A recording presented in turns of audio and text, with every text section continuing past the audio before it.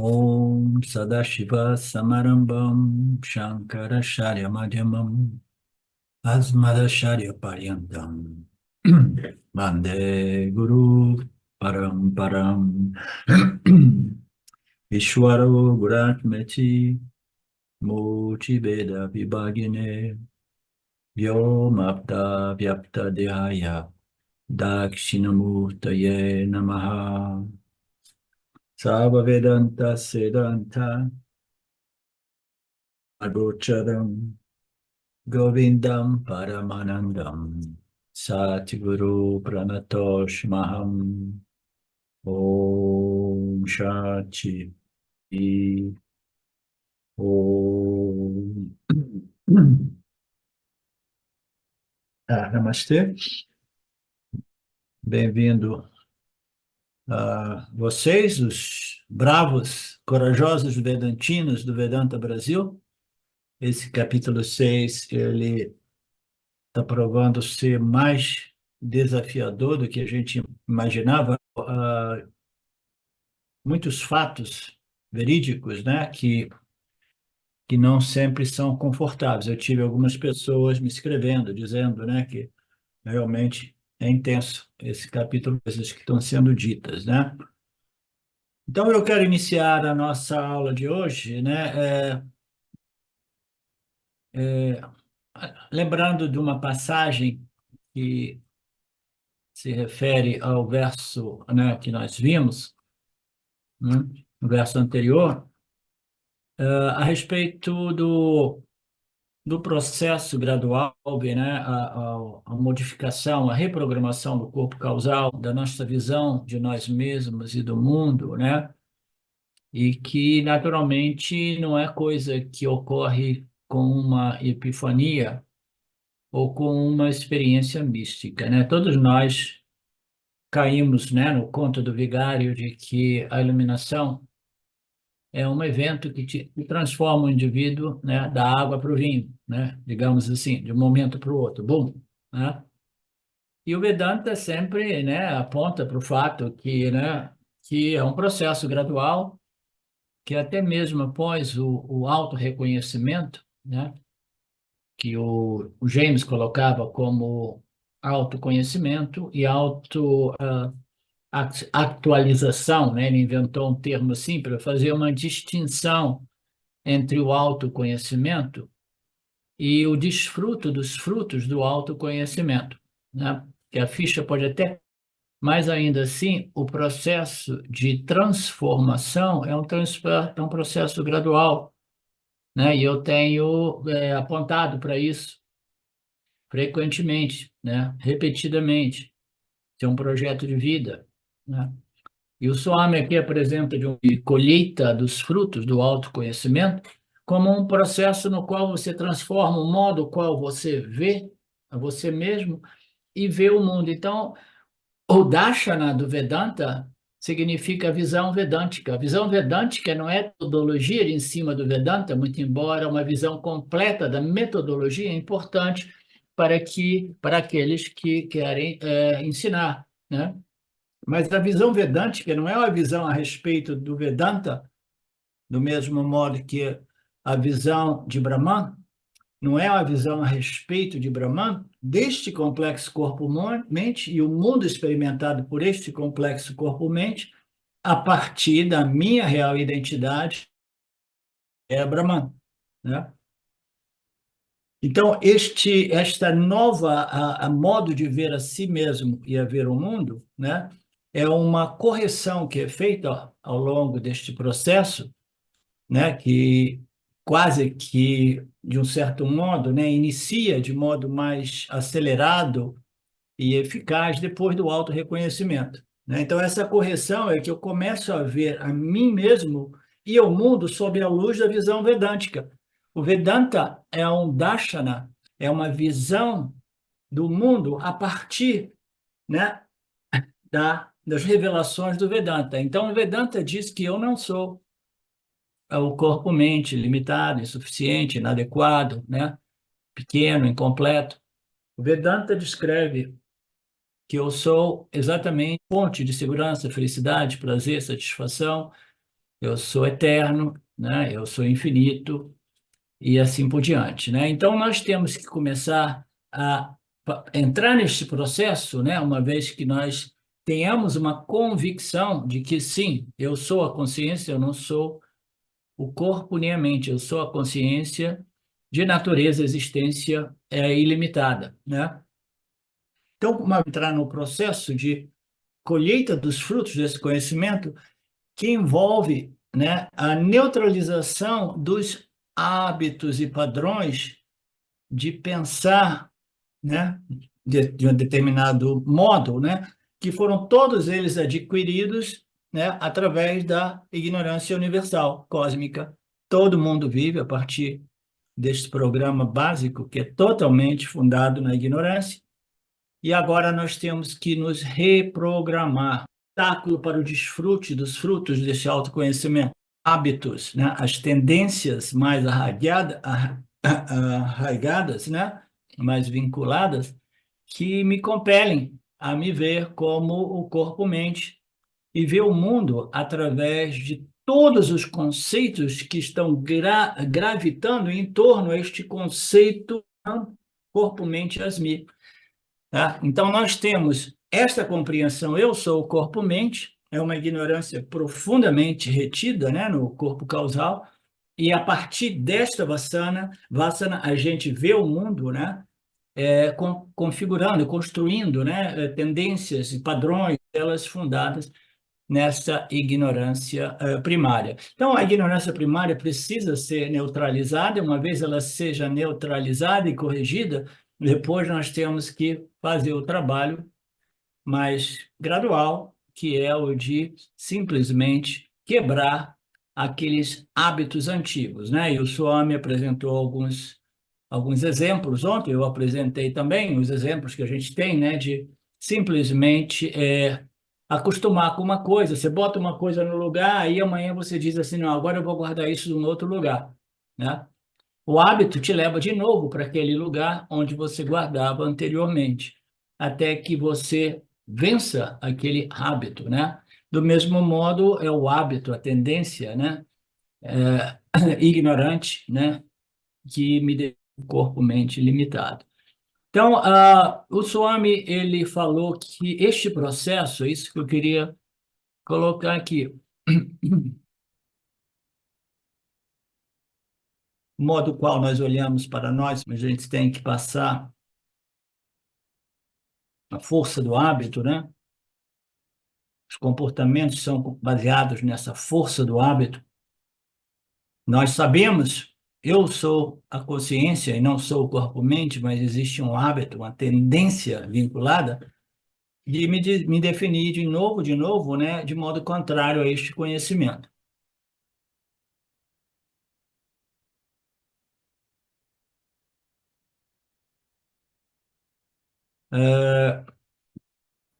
Onde é que está a parte que eu queria comentar?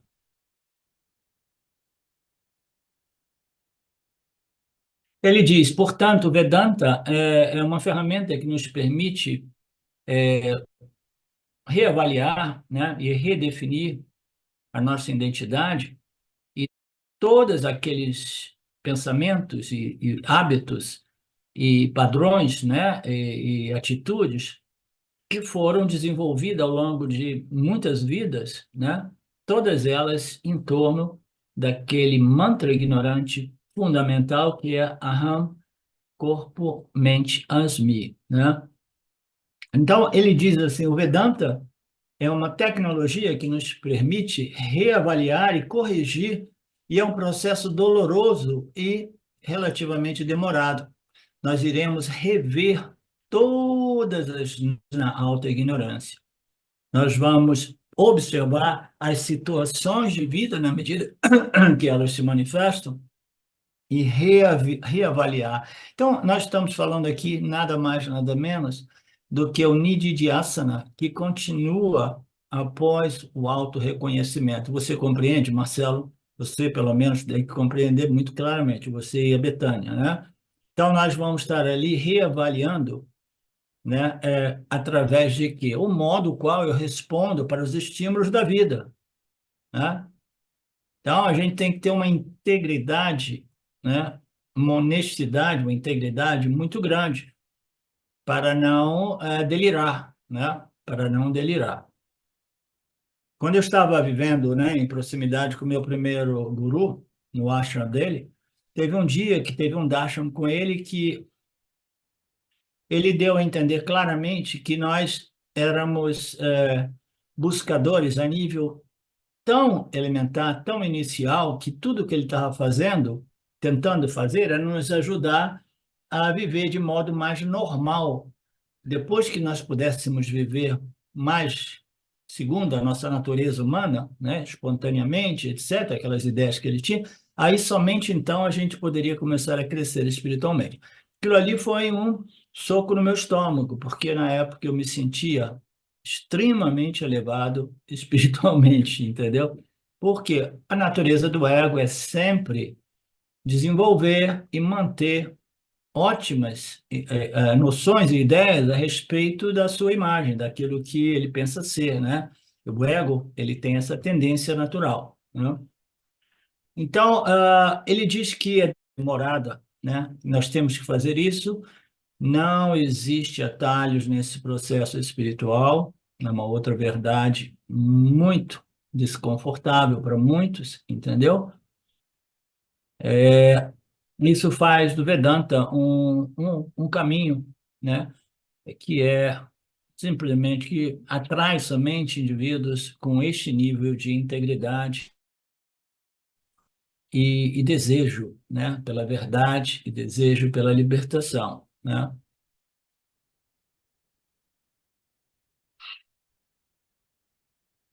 Assim, as situações, elas permanecem as mesmas.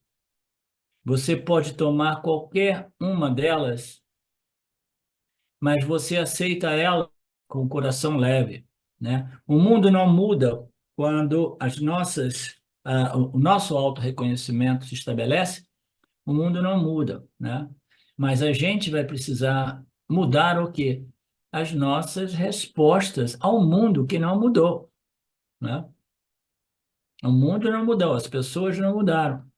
Mas eu tenho a possibilidade de modificar o meu comportamento habitual, que é um produto das minhas vasanas vinculadas, vinculativas, né? Então, eu tenho a possibilidade, se o mundo vai continuar, os problemas do mundo continuam, mas eu posso desenvolver a capacidade de lidar com o mundo, né, de modo leve, né? O mundo simplesmente deixa de ser um problema e você diz está tudo certo, mesmo quando as coisas são mais difíceis, né? Apesar dos pesares, né? Está tudo em perfeita ordem. E aí a sua resposta precisa seguir aquela compreensão, porque, como nós sabemos, né?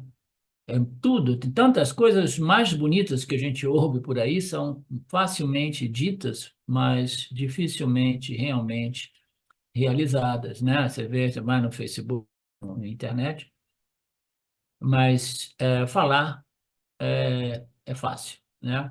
Então, nós temos que frutificar, né? Internalizando, transformando na aplicação do conhecimento, né? Lembrando os ensinamentos claramente e observando as minhas reações no dia a dia, né? Então, aqui ele faz uma analogia. Quando você olha para o céu durante o dia, as estrelas estão lá. A gente pensa que não está. Elas estão sim, mas elas não são visíveis por causa da luz do sol. A luz do sol irá, né, esconder, mais ou menos, ou suprimir, né, ou dominar, né, a nossa visão, de modo que aquela luz menorzinha das estrelas mais distantes não são mais visíveis durante o dia, né? Então é como se as estrelas estivessem ausentes, né? Então, o que que acontece? O mundo continua aparecendo igualmente, né? Mas o meu conhecimento neutraliza aquela crença de que o mundo é um problema, né? E eu preciso de responder aos estímulos daquele nível de problema, né? É um problema e eu tenho que resolver o problema, né? Eu sou o corpo-mente, a vida parece ser somente lidar com problemas, né? Não, você tem que simplesmente compreender, né, que tudo isso é uma a aparência, né? Neste caso, nesta analogia, é uma aparência na qual as estrelas estão lá, mas não aparecem, né? Então, o Vedanta, do mesmo modo, dá uma visão e uma nova realização. A luz dessa realização, que é como a luz do sol, naquela luz mais intensa, as estrelas desaparecem. As estrelas, aqui na analogia, se referem aos probleminhas do dia a dia, né? Por quê? Eu estou em contato com a fonte, né, superior, a fonte suprema de luz, fonte suprema, né, primária, suprema de paz, de Ananda, né, de pacificação, né, de segurança e satisfação, de tal eles se tornam insignificantes. Eles não desaparecem, mas eles se tornam mais ou menos insignificantes. Eles são ofuscados pela luz do autoconhecimento, entendeu? Desta consciência que brilha, né, como fonte de conhecimento, fonte de segurança, fonte de satisfação. Então, o mundo, os problemas do mundo, eles são como que ofuscados pela minha nova percepção, Brahman, livre e independente do mundo, né? Então, se eu tiver a doença física, a minha atitude será diferente, porque eu internalizei os ensinamentos através de uma nididhyasana constante, cujo objetivo é cancelar aquelas respostas compulsivas habituais, mecânicas, né? Que é parte do meu programa. Hábito é que precisa ser gradualmente quebrado, e ele coloca que pode parecer doloroso, né? E doloroso pode ser na medida que a imagem de cada um de nós não agrada a essa imagem, né? Pensar que eu tenho que fazer ainda tanto trabalho, mas é um fato. Eu costumo dizer que não existe fim a esse processo de elevação espiritual, né? Esse processo de purificação, de elevação, né? De viver, né, mais e mais plenamente livre dos resquícios. Eu gosto dessa palavra resquícios, né? Porque resquícios de ignorância, eles estão ainda depositados no corpo causal dos yanis, né? Mas, na medida que nós crescemos, nos elevamos através da total identificação com o Atma e total desidentificação com essas tendências habituais, essas tendências vão definhando, né?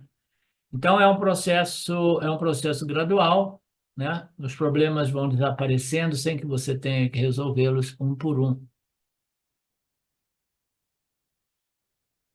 É como se o mundo é um problema, tudo bem, né? Mas eu aceito, eu acostumo e eu nem sinto mais os problemas do mundo. A dissolução dos problemas, que o ego se torna insignificantes diante do meu Purnativan, da minha compreensão de minha natureza purna, plena. Eu descobri através desse processo nididhyasana do Vedanta, né, persistente. Eu olho para cada problema da mente, que a mente vê como problema, e eu vejo como insignificante, né? Diante da compreensão que eu tenho de Satya como uma projeção aparente, né? Esses problemas são quase tão reais ou tão bons quanto inexistentes. É exatamente como as estrelas que estão presentes durante o dia, mas elas são quase que inexistentes, praticamente tão boas quanto inexistentes, né? Então, isso é o Nididhyasana do Vedanta. Eu vou gradualmente mudar a minha perspectiva. Os chamados problemas não serão realmente problemas, e a ansiedade, a dor, a aflição, a angústia, a depressão, né, trazidas por esses problemas irão gradualmente desaparecer. Essa ansiedade, essas dores, não existe, né? Meu futuro continua sendo imprevisível. A gente não tem controle do Parabada, né? Mas eu tenho controle, né, a respeito do modo qual eu respondo ao meu Parabada imprevisível. O Parabada é imprevisível, né? A vida é um fluxo constante de circunstâncias favoráveis e não favoráveis, produzindo, né? Eu não tenho controle sobre isso, mas eu tenho o poder, né, de me transformar através desse processo final, né, depois que sucede, né, o autorreconhecimento, que é o de modificar totalmente a minha percepção de mim mesmo e do mundo. É uma mudança de perspectiva. Eu preciso desenvolver a visão vedântica, que é uma visão do mundo a partir da compreensão: eu sou Brahman, eu sou livre da entidade experienciadora e do mundo experienciado por ele. Portanto, todas as minhas reações fundadas mais na minha natureza animalesca, né, que são aquelas coisas instintivas, né, elas vão dando lugar, abrindo espaço para a minha natureza mais e mais divina, né? De novo, eu lembro do Swami Shimayananda citando, né, que o processo espiritual ele vai, né, da transformação de nossa natureza animal. A gente assume a nossa natureza humana com toda a responsabilidade que comporta, né? E gradualmente nós vamos transcendendo os nossos instintos humanos e desenvolvendo a nossa natureza divina, que eu, Aham Brahmasmi, eu sou, né, a fonte, eu sou a Satchitananda. Porque, como nós sabemos, o futuro é imprevisível a todos nós, ninguém tem certeza sobre o dia de amanhã. Então, alguém perguntou só, mas a vida é toda imprevisível? O Yanni não tem nenhum controle também, né? Então, não, o Yanni não tem nenhum controle. Qualquer coisa que o Yanni queira fazer, se ele quiser iniciar um grupo de Vedanta no Brasil, né? O futuro é imprevisível. Na verdade, quem iniciou esse grupo foi a Rutinha, né? Então, as coisas vão rolando, né? É tudo imprevisível. O Yanni não se sente o fazedor de nada disso. E o futuro, o Parabada futuro é absolutamente imprevisível. E a vida de Yanni é mais imprevisível ainda. A mim está falando de um professor guru, né? A vida, né? O sucesso de um guru do Vedanta é mais imprevisível porque ele depende dos alunos. Você vê o que acontece com a gente aqui? Nós éramos 20, 22 e agora o grupo está diminuindo, né? Então, como eu sempre disse, o que faz um professor de Vedanta, né? Muitas coisas fazem, né? Um professor de Vedanta. Mas um professor, de maneira geral, de qualquer coisa, né? É o quê? São os estudantes. Se não existe estudante, não existe professor. É engraçado você ver no mundo por aí pessoas que insistentemente se propõem como estudantes, são professores, e vão tentando, né, ganhar alunos, né? E eu, como eu sempre disse, né, o que faz de alguém um professor são os alunos. E tudo isso não é previsível. Mas a imprevisibilidade, ela não abala um Yanni, naturalmente, né? Não causa ansiedade, aflição, frustração, né? Como causava a mim 12 anos atrás, quando a ficha caiu para mim, mas ainda assim eu queria o que eu queria. Eu queria uma sanga, eu queria ser reconhecido, etc, etc, né? Então, esta ausência a respeito das nossas respostas, das nossas experiências, das nossas atitudes mentais e emocionais, é exatamente o que nós chamamos os frutos do autoconhecimento, o Jnana Palam, né? Nós queremos o Jnana Palam? Sim, naturalmente. Nós queremos a verdade? Sim, nós queremos a verdade. Mas também nós temos uma determinada preferência, como o Marcelo Todo Prevasivo, né, diz, a minha preferência é que eu desenvolva, né, esta equanimidade para os estímulos do mundo a partir da minha natureza ou identidade superior, minha natureza divina, né, o máximo possível, sempre com equilíbrio, com sabedoria e com muita compaixão por todos, né?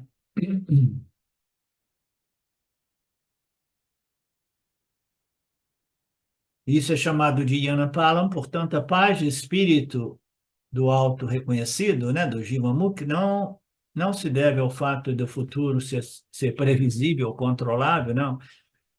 O Palam, a paz de espírito do Yanni, a liberdade a respeito da doença do samsara, ansiedade, expectativas, né? Não, não tem nada a ver com previsibilidade, mas, de novo, é apesar do mundo, apesar dos prazeres e dores do mundo, apesar da imprevisibilidade do mundo, né? Então, este é, mais uma vez, um ângulo ligeiramente diferente, apontando para o fato que moksha, ou libertação, é libertação apesar do mundo, apesar das dificuldades, dos problemas, dos prazeres e dores do mundo. Isso requer um determinado exercício. Esse exercício é constante, nididhyasana, aplicação do conhecimento, educando, né, a minha mente a responder sobre a luz, responder aos estímulos sobre a luz dos ensinamentos do Vedanta, né? Sob a luz deste novo ensinamento, isso é chamado do Nididhyasana Vedântico.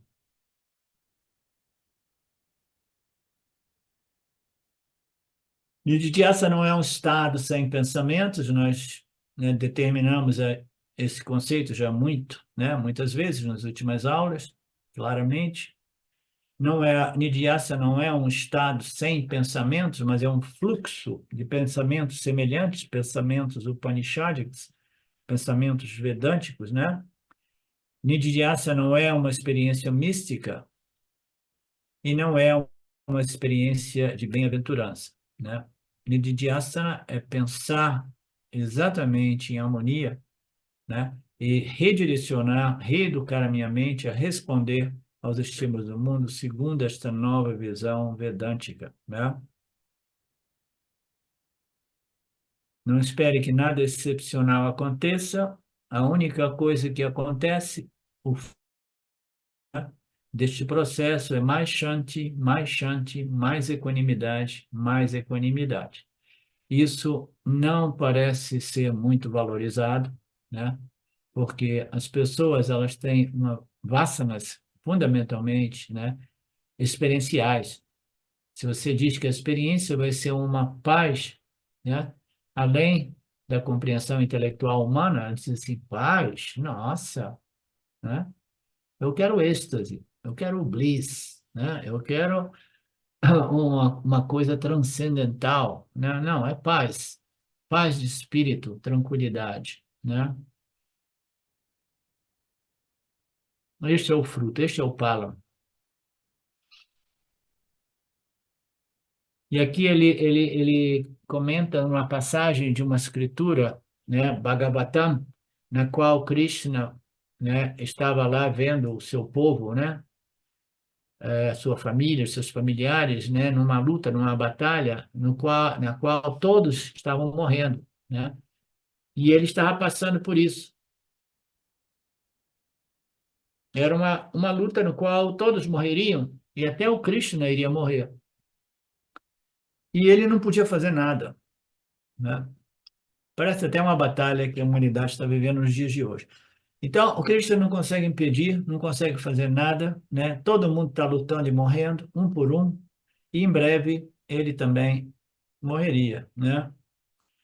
Ah, neste texto do Bhagavatam, se descreve uma percepção, né? Uma resposta, no modo qual que Krishna estava vendo tudo aquilo. Ele estava apoiado numa árvore, né? Com as mãos na árvore, olhando para aquele ato, né? Aquele acontecimento, né? Tão devastante, tão cruel e violento, mas com um sorriso, né? É um sorriso porque ele está dizendo, nossa, olha só, agora aqui não tem mais saída. É uma situação sem escolha, né? Então, em inglês a gente diz choiceless event. Choiceless event tem um significado mais claro na língua inglesa, né? São aqueles eventos e circunstâncias que não podem ser mudadas. Quando você sabe que não tem nada que você possa fazer para mudar o status quo, você tem um sorriso porque você mudou a si mesmo de modo que você possa lidar com essas situações que não podem, situações extremamente adversas que são choiceless, que não podem se adequar às minhas preferências. Não, eu quero situações de paz, eu quero situações de harmonia, né? Não, é sem escolha. E tudo isso é parte desse sistema Ishvara, do onipotente Ishvara, né, omnisciente, de tal modo que até mesmo Krishna, que é, né, uma expressão de Ishvara, ainda assim é impotente, porque ele assumiu uma natureza humana, né? Ver todo mundo morrer, ele mesmo morrer, mas ainda assim com um sorriso nos lábios, né? Um sorriso, não que ele estivesse feliz com aquela matança, né? Mas é uma situação na qual ele tem que aceitar o parábada coletivo, né, daquele povo, né? Não existe escolha. O inimigo é muito mais forte do que nós, ele é muito poderoso, né? Somente um milagre poderia impedir, né, aquela matança, né? Não significa que Krishna não vai morrer lutando, ele morre lutando porque ele era também um guerreiro, né? Então, o Yanni, ele continua agindo, ele faz, né? Ele responde, ele até entra em algumas guerras, batalhas, né? As guerras nos dias de hoje, a guerra, até então, a guerra mais de narrativa, né?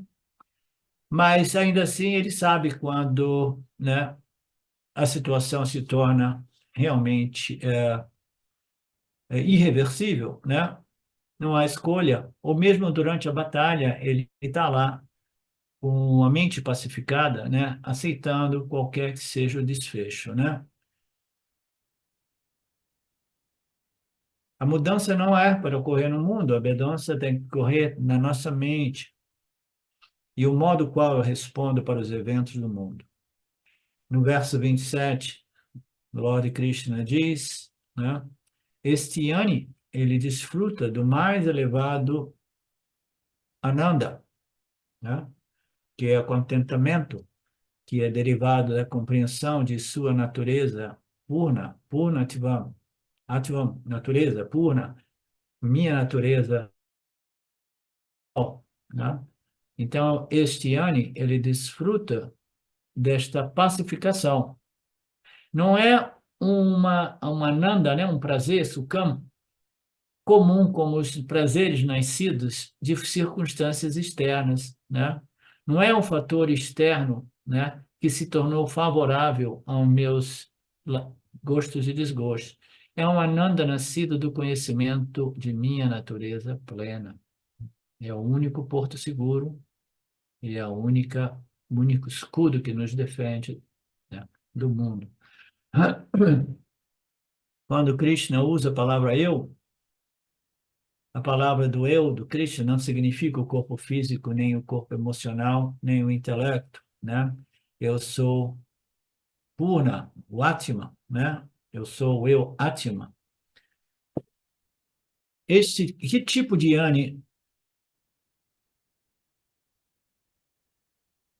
que tipo de Yoni é esse que desfruta deste Ananda, né? Este Ananda que é fundado no Yana, no autoconhecimento, que tipo? Que tipo de Yanni? Não é aquele Yanni que fez apenas Shravana e Manana, olha que bacana isso, hein? Mas verdades muitas vezes desconfortáveis, né? Que tipo de Yanni é esse? Não é aquele que simplesmente faz Shravana e um pouco de Manana, mas é o Yanni que lutou até vencer a força do hábito, até vencer os instintos animalescos, né? Que existem, né, no porão da mente, até mesmo do autorreconhecido. Ele lutou, ele usou essa visão vedântica, reexaminou cada aspecto de suas reações, do seu estilo de vida, e ele foi, né, sintonizando este aparelho de tal modo que ele possa desfrutar, colher os frutos do autoconhecimento, que é o Yanapalam, que é Shanti, satisfação, paz, né, derivada do meu autoconhecimento.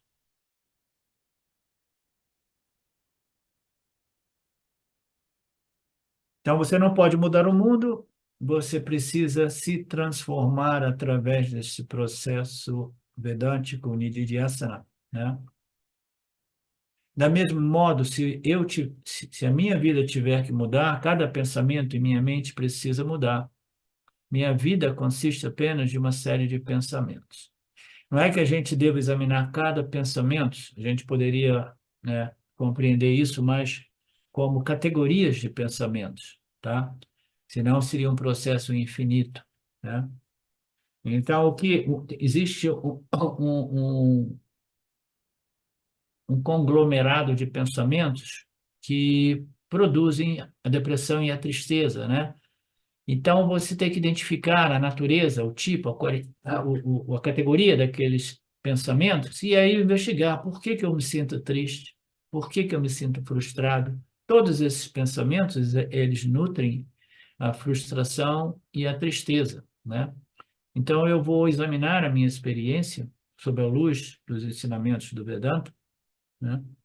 E eu vou reeducar a minha mente a interter pensamentos, né, saudáveis, não pensamentos, né, insaudáveis, né? O que é o ciúme, né? Eu tenho uma vássana de ambição, por exemplo, né? Tem pessoas que são muito ambiciosas. Tem uma vássana por dinheiro, ambição, blá, blá, blá. Tem uma vássana por possesso, ciúme, né? Apego, né? Então, essas categorias de pensamentos em torno a essas atitudes que são samskaras, né? Elas podem ser vistas e analisadas, e aí eu preciso de compreender que isso são processos mecânicos, automáticos, habituais, né? Vinculativos, vasanas, tendências fortes, né? Que condicionam a minha mente, e a gente tem que compreender isso e reeducar a mente a pensar segundo a visão do Vedanta. Isto é Nididhyasana, ok? Este é parte do processo do Nididhyasana que irá frutificar como pacificação da mente. Portanto, a forma como você define a sua vida é simplesmente um conjunto de pensamentos que você nutre a cada momento, desde de manhã cedo até de noite.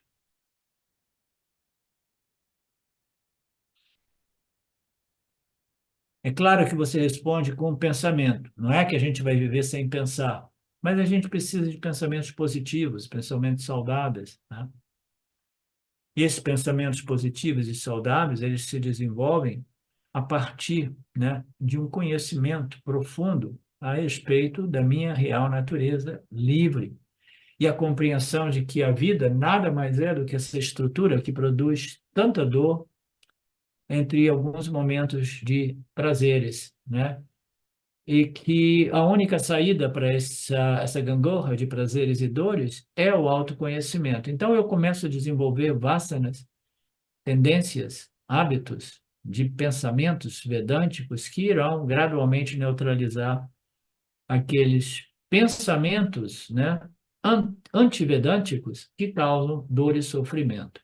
Não significa não pensar, mas pensar em harmonia com as declarações dos Upanishads.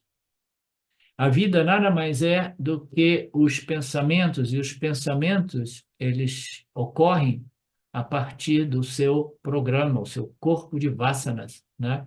Então, nós precisamos cultivar, desenvolver, né, e crescer, né, vasanas alinhadas e harmonizadas com a real natureza da realidade, do eu e do ser e da realidade, né? De modo que eu possa viver em harmonia com a realidade. Eu preciso estar em harmonia para poder viver. Se eu não estou em harmonia, se eu não estou nem em harmonia com as leis de Ishvara, eu vou ficar batendo de peito, batendo de frente com Ishvara e sofrendo, tentando controlar o imprevisível, controlar aquilo que o meu intelecto não tem condição de controlar, que é essa equação kármica, né? Que nos propiciam nossos parabada karmas de momento a momento.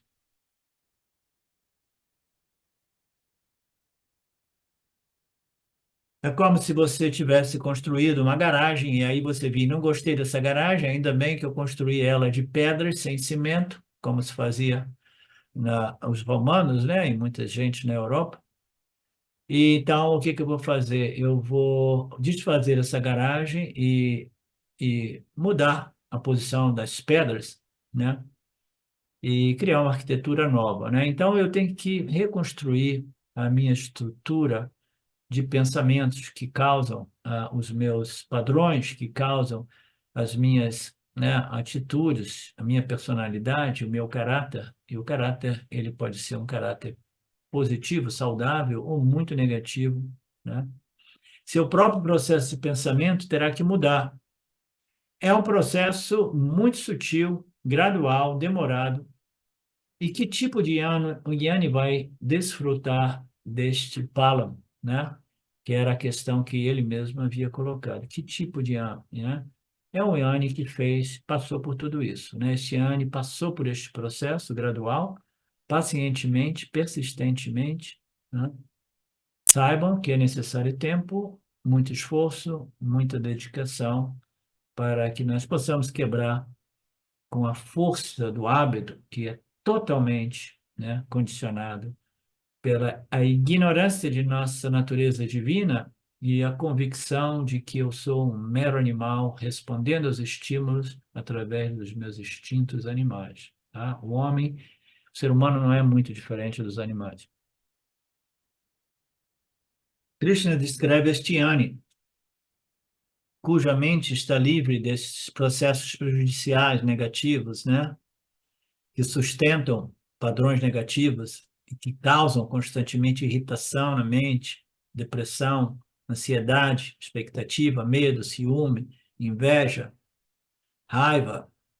Então, esses pensamentos prejudiciais, né, o Yanni, que desfruta deste Shanti, né, esse Shanti Palam, né, ele administrou conscientemente, deliberadamente, ele gerenciou, né, ele reeducou a mente, ele reprogramou a mente, né? E, portanto, ele, ele vive movido por pensamentos, mas pensamentos inteligentes, pensamentos em harmonia com a real natureza de Satya e com a real natureza aparente de Mitya, que é que são a inteligência suprema de Ishvara, né?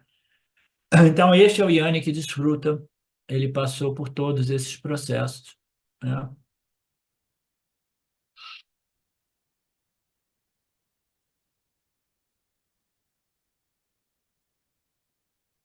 Na verdade, durante uma aula de Vedanta ou de uma palestra qualquer, não existe, durante a qual somente tem que entreter os pensamentos, mesmo eu falando, Swamiji, né, descrevendo, estou apresentando uma ideia para você. Essa ideia é gerada em sua mente na forma de quê? De pensamentos. O Vedanta é uma transferência de noções, de conceitos que vão produzir pensamentos vedânticos que irão gradualmente construir vasanas, né, que nos permitirão responder aos estímulos da vida a partir daquelas vasanas vedânticas, ao invés das vasanas totalmente auto-ignorantes, que são as vasanas mais animais, né?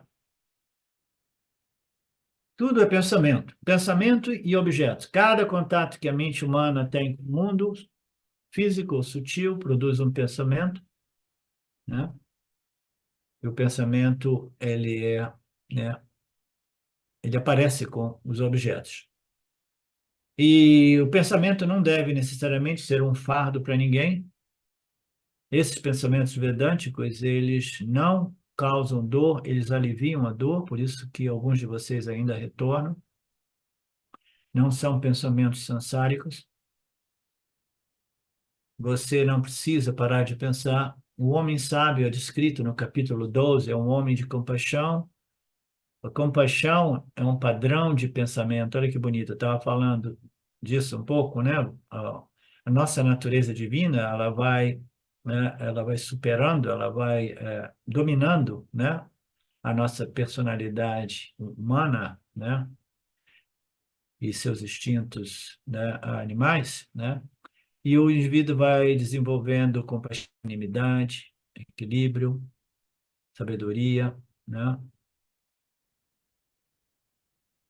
Então, a compaixão é um pensamento? Sim, ele ocorre na mente, é um produto, é uma emoção derivada de pensamentos profundos a respeito da natureza de tudo e de todos, né? E, e a respeito do poder de Maya, que engana e ilude todas as pessoas, causando grande sofrimento. Então, a compaixão é um pensamento de empatia, né, para com os indivíduos sofrendo tanto neste mundo, sem ter nenhuma qualificação ou condição de encontrar a saída para tudo isso, né? Tanto sofrimento nesse mundo, né, nos locais onde existem guerras, e mesmo nos locais onde as pessoas vivem sem nenhuma guerra, ainda assim existe tanto sofrimento. Generosidade é um pensamento também. Então, tudo é um pensamento. Isso para enfatizar o fato de que a ideia não é parar de pensar. Você vai desenvolver pensamentos que irão pacificar a sua mente. Eles são chamados de sattvika vritti. Pensamentos satívicos, pensamentos upanishádicos. Sattvika vritti significa que esses pensamentos são luz em sua mente. Eles ficam leves em sua mente, uma mente leve. Nós vimos alguns ensinamentos que o Swami Ji falava de uma mente leve. Eles não são pensamentos pesados, eles não produzem mentes pesadas. O Yanni desfruta de uma mente leve, né?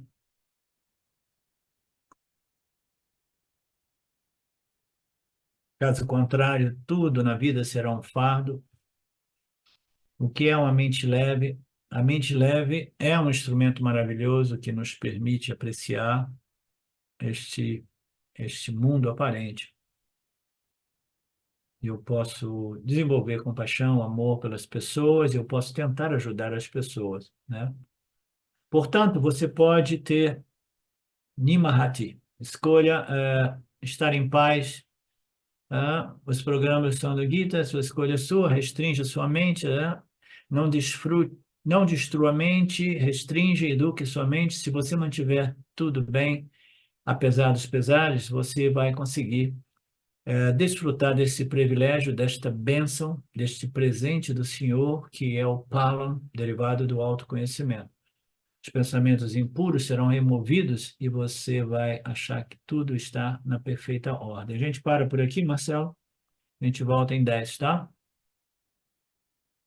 Om Purnamada Purnamidam Purnamudachyate Purnasya Purnamadaya Purnameva Vashishate. Om Shanti Shanti Shanti Om Namastê. Olá, queria trazer aqui para vocês o quanto eu tenho me beneficiado dos ensinamentos do Vedanta. Esses ensinamentos do Vedanta, eles mudaram a minha vida, o meu estilo de vida, né? A partir de uma compreensão sobre Jagata, o mundo, sobre essa pura inteligência, Ishvara, sobre o Jiva, né? A mente, o funcionamento, sobre a aplicação do Karma Yoga diariamente na vida, o quanto isso beneficia a purificação da mente, né? Para poder daí acessar aquilo que é mais valioso. Aliás, eu diria sem valor estimável, inestimável, né? Uma riqueza profunda, que é a compreensão sobre os ensinamentos de Satya, a consciência, a existência ilimitada que sou. Bom, eu sou uma aluna de Vedanta, desse grupo Vedanta Brasil, que iniciei a jornada, estou no começo da jornada, mas essa jornada seria impossível sem o apoio diário de um professor qualificado, o professor Arlindo Nagar, nosso professor, que dedica a sua vida, que dedica as batidas do seu coração exclusivamente para o ensino do Vedanta. Ele gosta de usar a frase o coração que se doa recebe. Então ele é esse coração que doa. E aí a minha pergunta e o meu convite é: e você? Tem se beneficiado também dos ensinamentos, da compreensão, da clareza desses ensinamentos que são trazidos para nós? Sim? Se sim, o coração que doa, recebe. Então, o convite é: se você se beneficia, você pode também fazer uma doação. Essa doação, ela é necessária, apropriada, para a manutenção, né, desse ensinamento vivo diariamente para nós. E é um convite para que a gente possa nutrir esse grupo com o dar e o receber. E se você se beneficia, tenho certeza, qualquer valor mensal é suficiente. É o valor que o seu coração sentir, mas é um valor apropriado.